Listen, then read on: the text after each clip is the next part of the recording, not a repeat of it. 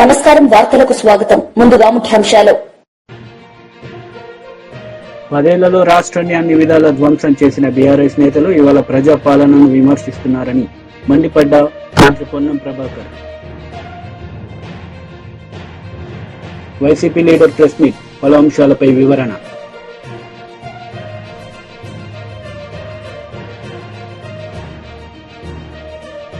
YCP leader media సమావేశం నిర్వహించారు. ఈ సందర్భంగా ఆయన మాట్లాడారు. హాల్ టికెట్లు ఇవ్వాలంటే ముందు మొత్తం ఫీజు మీరు చెల్లించండి అని విద్యార్థుల్ని చాలా తీవ్రంగా ఇబ్బందులు గురి చేస్తా ఉన్నారు. నిన్న మనం గుడివాడ ఇంజనీరింగ్ కాలేజీ ఘటన చూసాం. సుమారు 275 మంది విద్యార్థుల్ని ఫీజు చెల్లించలేదనే పేరుతోటి కాలేజీ యాజమాన్యం విద్యార్థులను బయటికి పంపించింది. విద్యార్థుల తల్లిదండ్రులు వచ్చి కాలేజీ యాజమాన్యాల్ని బ్రతిమలాడుకొని వేడుకొని అండర్టేక్ లెటర్లు, మేము పలానా తేదీలోగా ఫీజు చెల్లిస్తామని ఒక లేఖలు ఇచ్చి పిల్లలకి ఎగ్జామినేషన్ ఫీజు చెల్లించుకునే ఒక దుస్థితి ఈ రాష్ట్రంలో ఏర్పడిందంటే ఈ రాష్ట్రంలో కూటమి ప్రభుత్వం పాలన విద్యారంగంలో ఏ విధంగా ఉందో మనకు అర్థమవుతా ఉంది. జగన్మోహన్ రెడ్డి గారి పరిపాలనలో విద్యారంగంలో విప్లవాత్మకమైన అనేక సంస్కరణలు అమలు జరిగాయి. విద్యారంగం ఒక స్వర్ణయుగం లాగా నడిచింది. జూన్లో జగనన్న విద్యా కానుక కిట్లు బ్రహ్మాండంగా 1 కోటి మంది విద్యార్థులకు అందించి జగనన్న అనేక సంస్కరణలు అమలు చేశాడు. IB syllabus, CBSE syllabus, TOEFL విద్యాబోధన, ఇలా రకరకాల సంస్కరణలతోటి విద్యార్థులకు అనేక మేలు జరిగే సంస్కరణల్ని జగన్ ప్రభుత్వం అమలు చేస్తే జగన్మోహన్ రెడ్డి గారి ప్రభుత్వం ఈరోజు కూటమి ప్రభుత్వం వచ్చాక విద్యా సంస్థల్లో ఇంగ్లీష్ మీడియం తీసేసి ఐబీ సిలబస్ తొలగించి టోఫెల్ ఒప్పందాలను రద్దు చేసి ఈరోజు విద్యారంగాన్ని నీరుగారుస్తున్న దుస్థితి ఈ రాష్ట్రంలో కూటమి ప్రభుత్వం అమలు చేస్తా ఉంది. కనీసం ఇప్పటికీ కౌన్సిలింగ్ లో సీట్ వచ్చిన విద్యార్థులకు కూడా మొత్తం ఫీజు చెల్లించాలని కాలేజీ యాజమాన్యాలు మాట్లాడుతున్న దుస్థితి రాష్ట్రంలో ఉందంటే ప్రభుత్వం అసలు ఏమాత్రం చర్యలు తీసుకోవడం లేదని మనకు అర్థమవుతా ఉంది. ఈరోజు ఉన్నత విద్యా మండలి అనే ఒక సంస్థని అది నామమాత్రంగా ఒక దిష్టి బొమ్మలాగా దాన్ని మార్చేసింది ప్రభుత్వం. కేవలం లోకేష్ కన్సర్న్లోనే నడుస్తుంది. విద్యాశాఖ మంత్రి గారు కాలేజీ యాజమాన్యాలతో చర్చలు చేశారు. ఇప్పటికీ సుమారు ఈ రాష్ట్రంలో 3,900 కోట్ల రూపాయలు రీఎంబర్స్మెంట్ విద్యార్థులకు బకాయిలు ఉన్నాయి.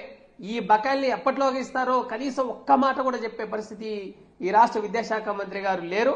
కూటమి ప్రభుత్వం చెప్తున్న మాటలకి చేస్తున్న ఆచరణలకి ఈరోజు బలవుతుంది విద్యారంగంలోని విద్యార్థులు మాత్రమే.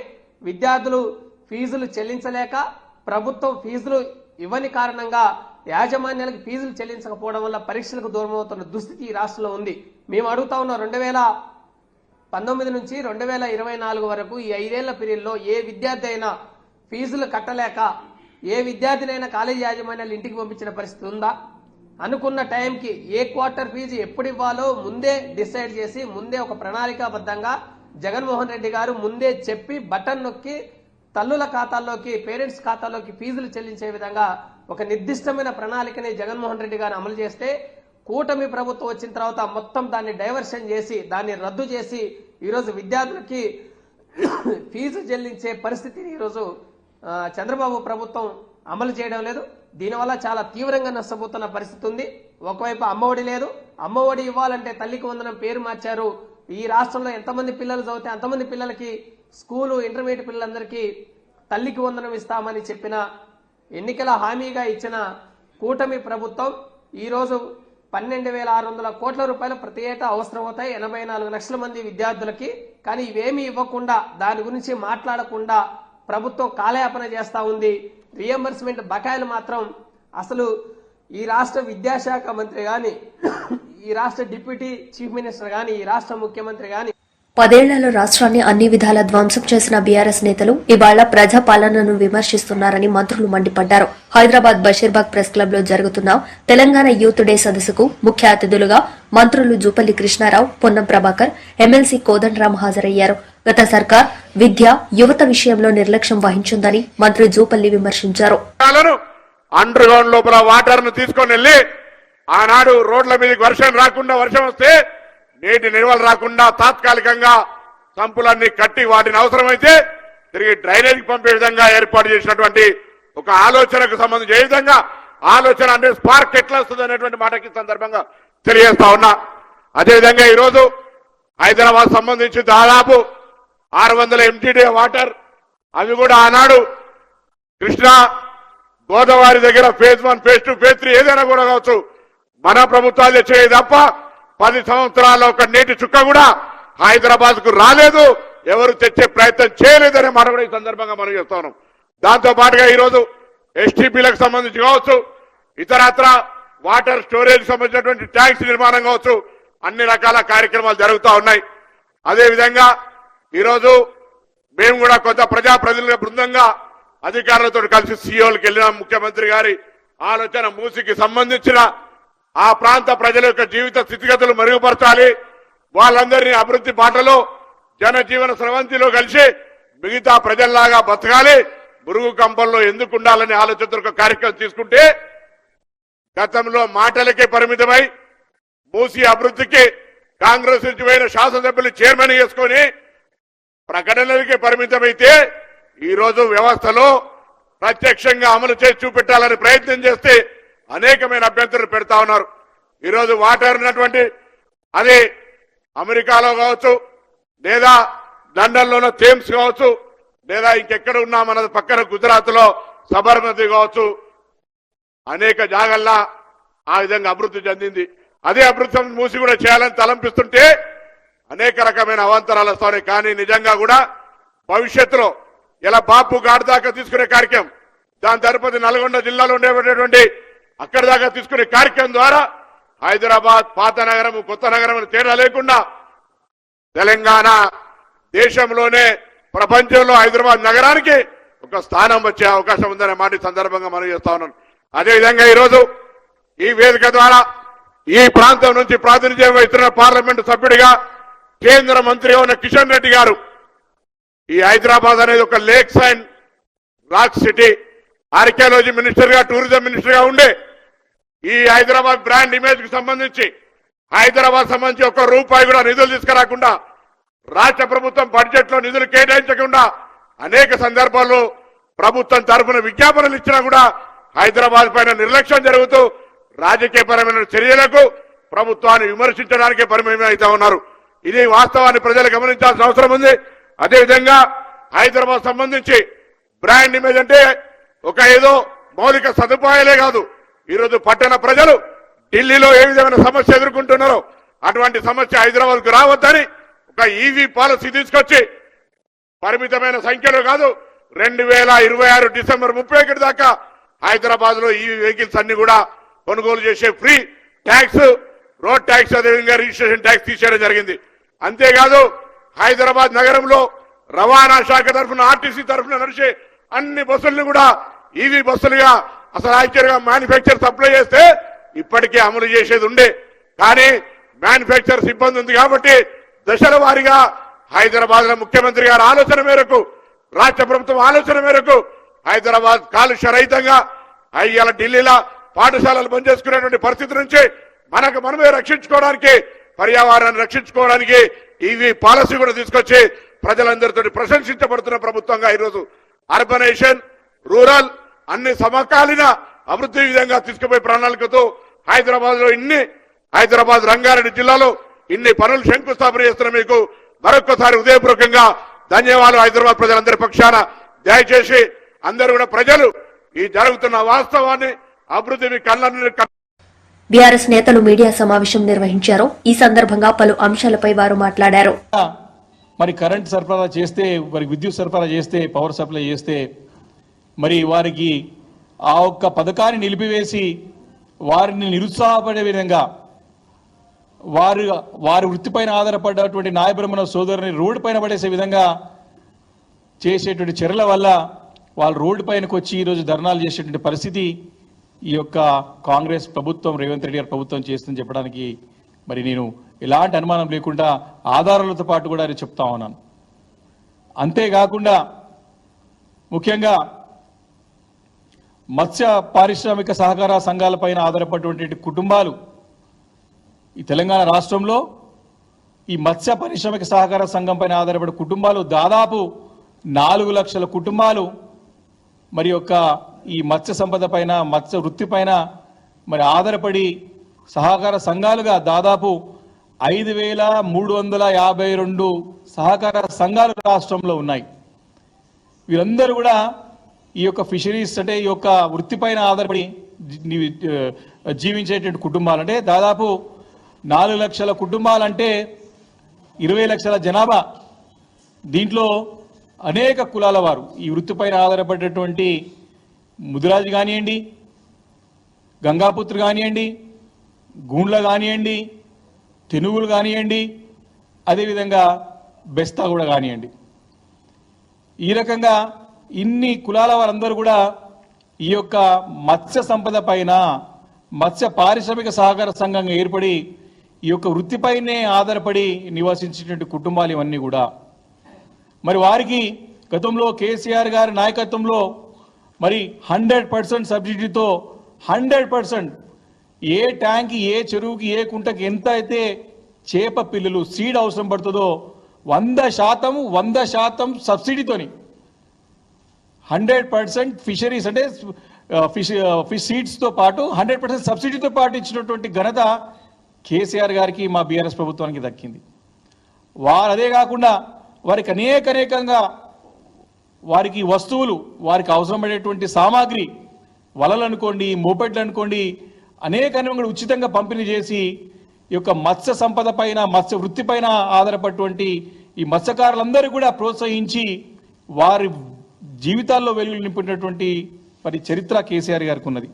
ఒక్కసారి చూసుకున్నట్టయితే చేపల ఉత్పత్తి 2016-17లో దాదాపు 2 లక్షల టన్నులుంటే మరి 2022-23 వచ్చేవరకు 4,25,000 టన్నులు తీసుకొచ్చినటువంటి ఘనత మరి కేసీఆర్ గారికి దక్కుతుందని చెప్పి ఈ సందర్భంగా నేను మనవి చేస్తా ఉన్నాను. కొన్ని వేల కోట్ల రూపాయల సంపద వచ్చిన తర్వాత, అంటే 2016-17లో ఈ యొక్క సంపద 2,200 కోట్లు ఉంటే 2022-23 వచ్చేసరికి దాదాపు 6,200 కోట్ల సంపదని సృష్టించినటువంటి ఘనత కూడా మరి బీఆర్ఎస్ ప్రభుత్వానికి, గతంలో కేసీఆర్ గారికి దక్కుతుందని చెప్పి సభాముఖంగా మనవి చేస్తా ఉన్నాం. ఈ 6,200 కోట్ల సంపద అంతా కూడా మరి ఈ యొక్క 4 లక్షల ఎవరైతే సభ్యులున్నారో మత్స్య పారిశ్రామిక సహకార సంఘం పైన ఆధారపడే కుటుంబాలు ఉన్నాయో అందరూ కూడా సంతోషంగా పంచుకొని ఆనందంగా నివసించేటువంటి సందర్భం. ఈరోజు పరిస్థితి ఏంది? సంవత్సరంగా వస్తూ ఉంది ఈ ప్రభుత్వం వచ్చి. సరే, కొత్త ప్రభుత్వం అంటే రాదు, తెలుసుకోలేరు అనుకోవచ్చు, కానీ దాదాపు వచ్చి సంవత్సరం దాదాపు సంవత్సరం ఈ రోజుకి. వైసీపీ లీడర్ మీడియా సమావేశం నిర్వహించారు. ఈ సందర్భంగా ఆయన మాట్లాడారు. చేతనైన చోట చెప్పుకోండి అనే విధానంతో ఈరోజు మొత్తం పవర్ సెక్టర్ మొత్తం కూడా I'm requesting to the honourable power minister mister Ravikumar, please look into the matter. It is very serious. మీరు పవర్ బిల్లు కోసం వెళితే బిల్లు కట్టలేక 42,000 బకాయిలు కూల్ చేసుకునే వాళ్ళకి, అసలు మామూలుగా 200 యూనిట్లు కూడా వాడకుండా ఉన్న వాళ్ళకి, బాలింతలుగా ఉన్న కుటుంబాలు, పసిపిల్లలతో ఉన్న కుటుంబాలు, ముసలి వాళ్ళని పెట్టుకుని చిన్న రేకులు వేసుకుని పక్కన తాటాకులతో ఉన్నటువంటి ఆ ముసలి వాళ్ళని కూడా చూడకుండా కడతారా లేదా? కట్టకపోతే మొత్తం మీ కరెంటు తీసేస్తున్నామని చెప్పేసి మీటర్ని ఇంట్లోంచి తీసుకెళ్ళిపోయి, ఆడవాళ్ళు కొంచెం ఆగండి అయ్యా మగవాళ్ళు లేరంటే వాళ్ళని బూతులు తిట్టి, ఇది నేను రియాలిటీ మీ ముందు చెప్తున్నాను, ఆ బూతులు నేను ఇక్కడ చెప్పలేను. వీళ్ళు ప్రవర్తించిన విధానం అంటే మీకు ఎస్సీలకు కూడా కరెంటు కావాలన్నా, ఎస్టీలకు కూడా కరెంటు కావాలన్నా, మీ తాత ఉన్నప్పుడు కరెంటు ఉందా, మీ నాన్న ఉన్నప్పుడు కరెంటు ఉందా, ఎవడిస్తాడు మీకు కరెంటు ఫ్రీగా? కులుకుతాం అనుకుంటున్నారా? ఇంకా రకరకాలుగా వాళ్ళు చెప్పలేని భాషలో చెప్పేది సార్ నాతోటి ఒక విలేజ్లో. ఇవన్నీ చేస్తున్న నేపథ్యాన్ని భరించలేక రాష్ట్రంలో ఉన్నటువంటి ఈ దాదాపు ఈ 20 లక్షల కుటుంబాలు ఖచ్చితంగా తిరుగుబాటు చేసే రోజులు రాబోతా ఉన్నాయి. తిరుగుబాటు చేస్తే ఏమవుతుందో తెలుసా? కరెంటు పేరు మీద ఉన్న ఉద్యోగి ఎవడైనా సరే, వాడు గుంజలు ఎక్కేవాడైనా కానీ, స్తంభాలు ఎక్కేవాడి దగ్గర నుంచి ఏఈ దాకా, ఈఈ దాకా, డిఈ దాకా, ఎస్సీ దాకా ప్రజలు తిరగబడితే అదే కరెంటు పోలుకి మిమ్మల్ని కట్టేసి, అదే కరెంటు పోలికి మిమ్మల్ని కట్టేసి బిల్లు అడగటానికి వస్తే మీ మీద తిరుగుబాటు చేసే రోజు వస్తుంది, గుర్తుపెట్టుకోండి. ఎస్, జగన్మోహన్ రెడ్డి గారు 200 యూనిట్ల దాకా ఇచ్చాడు. వేర్ ఈజ్ యువర్ జీవం? ఈ 200 యూనిట్లని జగన్మోహన్ రెడ్డి గారు ఇచ్చిన దాన్ని మేము తీసేస్తున్నాం. కరెంట్ డిపార్ట్మెంట్కి లాస్ వచ్చింది, మేము పెద్ద పెద్దోళ్ళు దొరికిపోతే వాళ్ళు మమ్మల్ని కొట్టేటట్టున్నారు కాబట్టి మేము కాలనీలకు వస్తాం, పేదోళ్ళని మేము బూతులు తిట్టచ్చు. ఈ విధంగా మీరు ప్రవర్తిస్తున్న విధానం కానీ ప్రభుత్వం ఒక చీకటమయం చేస్తున్నటువంటి దళితుల జీవితాలని దాదాపు 1 నెలగా 2 నెలలుగా కరెంటు తీసేస్తే చీకట్లో ఉండిపోయారు వీళ్ళందరూ, ఆ కిరోసిన్ లాంతర్లో ఏదో పెట్టుకొని. సో పెద్దవాళ్ళ దగ్గర పోగలుగుతున్నారా? పెద్ద పెద్ద ఎంఎన్సీ కంపెనీస్, లేకపోతే మీకున్నటువంటి ఫ్యాక్టరీస్, లేకపోతే ఇంకొకళ్ళ దగ్గరికి ఎవరి దగ్గర పోవట్లేదు. వై దిస్ కూటమి is concentrated only on poor people? అంటే జగన్మోహన్ రెడ్డి గారు పేదవాళ్ళకి అండగా ఉన్నారని, జగన్మోహన్ రెడ్డి గారికి ఓటేశారని మీరు గ్రామం వెళ్ళి గ్రామంలో కూడా తెలుగుదేశానికి కూటమికి ఓటేస్తే వాడు బకాయి ఉన్నా వాడి కరెంటు పోదు, తెలుగుదేశానికి కాకుండా వైఎస్ఆర్ కాంగ్రెస్ పార్టీకి ఓటేస్తే కాలనీలో వాళ్ళందరూ కరెంటు మొత్తం పీకేసి వెళ్ళిపోతా ఉన్నారు. ఇది న్యాయం అని అడుగుతున్నాను నేను. న్యాయం కానప్పుడు ఖచ్చితంగా ప్రజల్లో తిరుగుబాటు వస్తుంది, వాళ్ళు కూడా కోర్టుకు వెళ్ళి మీ సంగతి కూడా చూస్తారని చెప్తున్నాం. Requesting government, if you are going to be sincere, if you want to prove yourself, don't touch these SC and ST people who are below 200 units and who are using this power. దీన్ని మీరు ఈ రాష్ట్రంలో ఏం చేస్తున్నారో ఒక్క మాటలో చెప్తాను నేను. కూటమి ప్రభుత్వం వచ్చిన తర్వాత పెను శాపంగా దళితులు భావిస్తూ ఉన్నారు. మీరు చేసే ప్రతి పనిని జగన్మోహన్ రెడ్డి గారు ఈ రాష్ట్రానికి బీఆర్ఎస్ లీడర్ కొప్పుల ఈశ్వర్ మీడియా సమావేశం నిర్వహించారు. ఈ సందర్భంగా ఆయన మాట్లాడారు. దీని లెక్క చూస్తే కేవలం ఒక 6 కోట్లకు మించి 26 కోట్లకు మించి లేదు. 26 కోట్ల రూపాయలు ఇచ్చి 15,000 కోట్ల రూపాయలు ఎగబెడదామనేటువంటి ఒక ప్రణాళిక మాత్రం మీరు సిద్ధం చేసుకున్నట్టు కనబడుతున్నది. నేను అడుగుతున్న ఈ ప్రభుత్వాన్ని, ముఖ్యమంత్రిని, వ్యవసాయ శాఖ మంత్రిని, మీరు ఎన్నికల సమయంలో వడ్లకు మేము 500 బోనస్ ఇస్తామని చెప్తుంది. రైతుకు ఎకరానికి 500 రూపాయల బోనస్, క్వింటాల్కి 500 రూపాయల బోనస్ ఇస్తామని చెప్తుంది. మరి ఇలా మళ్ళా దొడ్డు వడ్లకి ఇయ్యం, సన్న వడ్లకే ఇస్తామని మళ్ళీ చెప్తుంది. ఇప్పుడు మీరు చెప్పిన లెక్క ప్రకారం 1,53,00,000 మంది మెట్రిక్ టన్నుల ధాన్యం పండిస్తే మరి మిగిలిన లక్షల మెట్రిక్ టన్నుల ధాన్యానికి రైతులకు 500 బోనసు, మరి ఏం సమాధానం చెప్తారు? ఇది పోని అనేక రకాల రైతులు ఉన్నారు. ఇలా మామిడి రైతులు ఉన్నారు, పసుపు పండించే రైతులు ఉన్నారు, మొక్కజొన్న పండించే రైతులు ఉన్నారు, కూరగాయలు పండించే రైతులు ఉన్నారు, పత్తి పండించే రైతులు ఉన్నారు. వాళ్ళు కూడా లక్షల ఎకరాలలో సాగు చేస్తున్నారు. మిర్చి పండించే రైతులు ఉన్నారు, రకరకాల పంటలు పండించేటువంటి రైతులు ఉన్నారు. మరి వాళ్ళందరూ ఏం కావాలి? ఈ 5 లక్షల మందికి 5 లక్షల మెట్రిక్ టన్నులకు 500 రూపాయలు ఇచ్చి మేము రైతు సంబరాలు చేసుకుంటాం, ఈ రాష్ట్రంలో చాలా గొప్పగా చేస్తున్నామని మీకు మీరే మరి సంబరపడితే ఇది రైతులను ఉద్దేశించి ఏ ఒక మంచి కార్యక్రమం చేస్తున్నట్టుగా మాత్రం కనబడతలేదు. అదే కాకుండా పెద్దపల్లి జిల్లాలో 1,55,496 మంది రైతులు ఉన్నారు. మీరు ఇచ్చినటువంటి మీరు చేసిన రైతు రుణమాఫీ ఎంత అంటే 66,186 మందికి చేసిండ్రు. మరి మిగిలిన రైతులు దాదాపు 95,000 మంది పైచిలుకున్నారు. మీరేమో మొత్తం మందికి ఇచ్చినామని చెప్తున్నారు.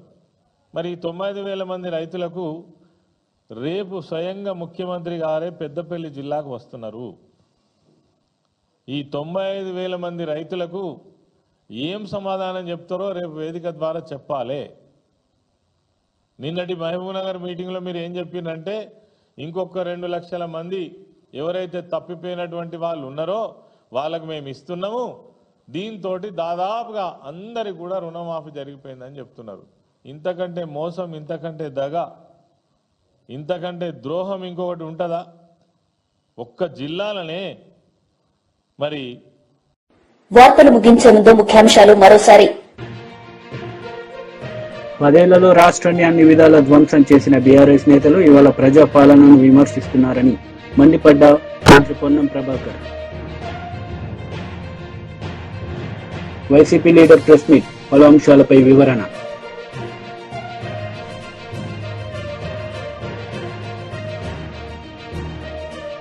ఈ వార్తలు ఇంతటితో సమాప్తం. తిరిగి ప్రసారమయ్యే వార్తల్లో మళ్ళీ కలుద్దాం. అంతవరకు సెలవు. నమస్తే.